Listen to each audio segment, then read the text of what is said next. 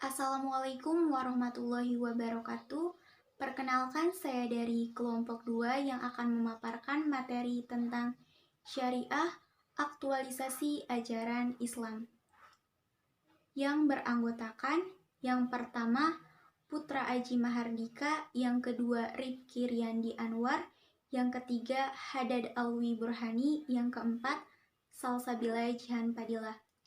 Untuk mengefektifkan waktu, langsung saja ke materi yang pertama, yaitu A. Makna syariat.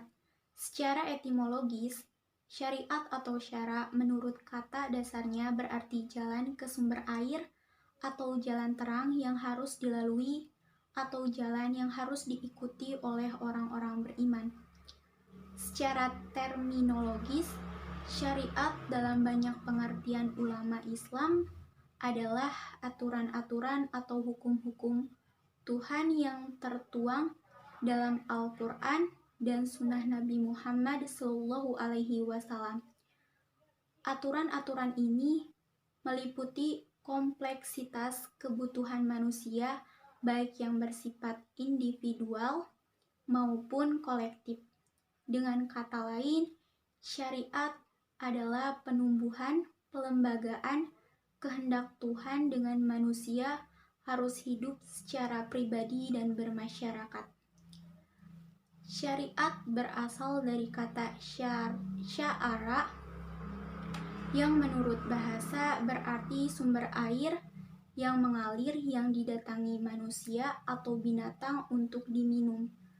Menurut Muhammad Ismail Ibrahim, kata al-syar'u, al-syari'ah atau al-syari'ah berarti sesuatu yang dipilih dan dijelaskan Allah yang berasal dari din untuk hambanya. Kemudian din dinamakan syariat karena ia menyerupai mata air di mana masing-masing dari keduanya merupakan sumber kehidupan. Pendapat lain tentang makna syariat dikemukakan Muhammad Ali Al-Sais.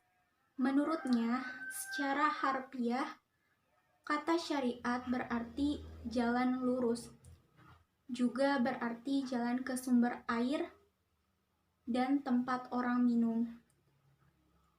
Orang Arab memakai istilah ini khusus pada jalan setapak menuju ke sumber air yang tetap dan diberi tanda yang jelas terlihat mata. Jadi, syariat merupakan jalan jelas untuk diikuti. Kamali 2013 halaman 83. Baik, terima kasih atas kesempatannya. Sebelumnya perkenalkan, nama saya Putra Aji Mahardika, NPM 212171024. Pada kesempatan kali ini, izinkan saya untuk memaparkan materi tentang aktualisasi syariah. Secara umum, syariat mengarah kepada perintah, larangan, dan panduan prinsip dari Tuhan untuk perilaku manusia di dunia ini dan keselamatannya di akhirat. Selanjutnya, saya akan menjelaskan tentang syariat sebagai hukum Tuhan mempunyai beberapa perbedaan. Di antaranya ialah pertama, syariat yang memberi prinsip-prinsip umum. Yang kedua, syariat mengadakan peraturan yang terperinci dalam hal yang tidak dapat dirubah dan terpengaruh oleh perkembangan manusia, misalnya tentang wudhu dan tayamum, pembagian harta waris, dan mengenai peraturan pernikahan. Selanjutnya, saya akan menjelaskan tentang istilah apa sih itu syariat. Pada mulanya, mengacu pada ajaran Islam secara keseluruhan, termasuk bidang akidah dan akhlak. Jadi, pengertian lebih identiknya dengan fikih atau hukum Islam. Selanjutnya, syariat dalam bahasa Arab berarti tempat air minum yang selalu menjadi tujuan baik manusia maupun hewan. Dalam pengertian ini, syariat berubah maknanya ketika digunakan sebagai terminologi ilmu syariat, sehingga syariat berarti sumber air dalam arti sumber kehidupan yang dapat menjamin kehidupan manusia baik di dunia maupun di akhirat. Selanjutnya saya akan menyebutkan prinsip-prinsip dasar syariat ajaran Islam. Di antaranya yaitu menjaga jiwa atau hifzun nafsi, menjaga akal atau hifzul akli, menjaga agama atau hifzun diain, menjaga keturunan atau hifzun nasli, menjaga harta atau hifzul mal. Mungkin sampai sini materi yang dapat saya sampaikan. Kurang lebihnya mohon maaf. Materi selanjutnya akan dijelaskan oleh teman saya. Terima kasih. Assalamualaikum warahmatullahi wabarakatuh. Perkenalkan, nama saya Hadad Ali Burhani. Saya dari kelompok 2 dengan nomor NPM 212171020. Di sini saya akan memaparkan materi tentang fungsi syariat. Fungsi syariat yaitu mengamankan kepentingan manusia di dunia maupun di akhirat, mendidik individu, menegakkan keadilan, dan mewujudkan kemaslahatan. Fungsi syariat terbagi menjadi 3. Yang pertama yaitu syariat sebagai pendidikan sosial, yaitu dengan cara mendidik individu dan menanamkan di dalam diri manusia sifat-sifat orang terpercaya dan bajik. Melalui reformasi individu agar terwujudnya tujuan-tujuan sosial, dalam hal ini ibadah sangat berperan penting untuk mendidik orang beriman untuk menjadi anggota masyarakat yang berguna dan tidak merugikan orang lain. Contohnya di dalam ibadah sholat. Dalam ibadah sholat kita diajarkan untuk berkonsentrasi penuh, dalam artian kita tidak boleh melakukan sesuatu dengan bebas dan akan menahan diri dari sesuatu yang akan mengganggu bahkan merusak keberlangsungan sholatnya. Sholat juga mengajarkan kita tentang ketaatan dan kedisiplinan. Dan yang kedua yaitu syariat sebagai keadilan. Syariat sebagai keadilan yaitu merupakan tujuan dasar umat Islam dalam pemurnian karakter dan lingkup sosial, sehingga terciptanya keadilan. Konsep keadilan tidak dibatasi oleh hal-hal formal saja, tetapi menjadikan sebagian dari keimanan, karakter, dan kepribadian. Keadilan tertinggi yaitu berasal dari Yang Maha Kuasa.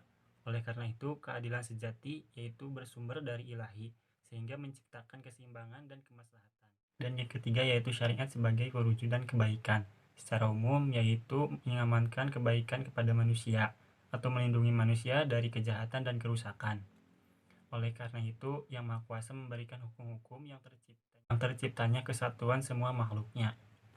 Syariat mendorong kebaikan di dunia dan juga bersamaan dengan manfaat di kemudian hari. Pada hakikatnya, hukum itu sudah ada, tetapi cara menemukannya yaitu menggali lebih dalam dan memaksimalkan dalam penalaran akal yang disebut dengan ijtihad. Hal itu pun berkaitan dengan akidah. Yang tumbuh dari akidah atau iman disebut amal soleh. Hal ini mengisyaratkan bahwa tak ada faedahnya jika iman tanpa amal soleh, begitupun sebaliknya. Apabila syariat Islam dikaji secara menyeluruh, maka di dalamnya terdapat norma-norma dan nilai-nilai luhur manusia yang mengantarkannya pada tujuan yang hakiki atau rahmatan lil alamin. Antara fikih dan syariat. Yang pertama, ruang lingkup syariat. Dari segi ruang lingkupnya, syariat ini lebih luas daripada ruang lingkup fikih. Kenapa? Dikarenakan syariat ini mencakup masalah tentang akidah, akhlak, ibadah, muamalah, dan segala hal yang terkait dengan ketentuan Allah.